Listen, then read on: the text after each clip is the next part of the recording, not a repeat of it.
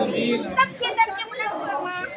जब हमारे जाने का वक्त आया है तो हमें ईमान पे खात्मा नसीब फरमा।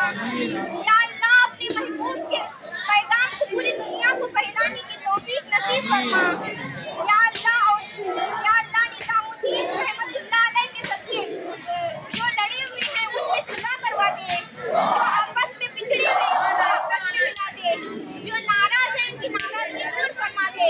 मेरे अल्लाह साबिर पिया के इस प्यारे सदके जो मुकद्दमा में फंसे हैं उनकी जान छुड़ा दे। मेरे अल्लाह निजामुद्दीन औलिया के प्यारे प्यारे सदके में बारगाह में आए हुए हैं, सब यही उम्मीद लेकर आए हुए हैं हम जब यहाँ से घरों को लौटेंगे तो हम सबकी झोलियाँ खुशियों से भर दिए जाएंगे।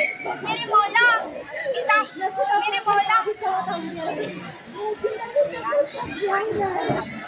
साबिर पिया के प्यारे सदके जिनको औलाद नहीं उनको नेक सोले औलाद अता फरमा। साबिर पिया के प्यारे सदके जिनकी शादी नहीं उनको नेक सोले जोड़ा अता फरमा। साबिर पिया के प्यारे सदके जिनका रिश्ता हो चुका है उनमें बरकत दे, उनमें इज्जत दे, उनमें मोहब्बत दे। या रब्बुल आलमीन जिनकी बीमारियों को शफा अता फरमा।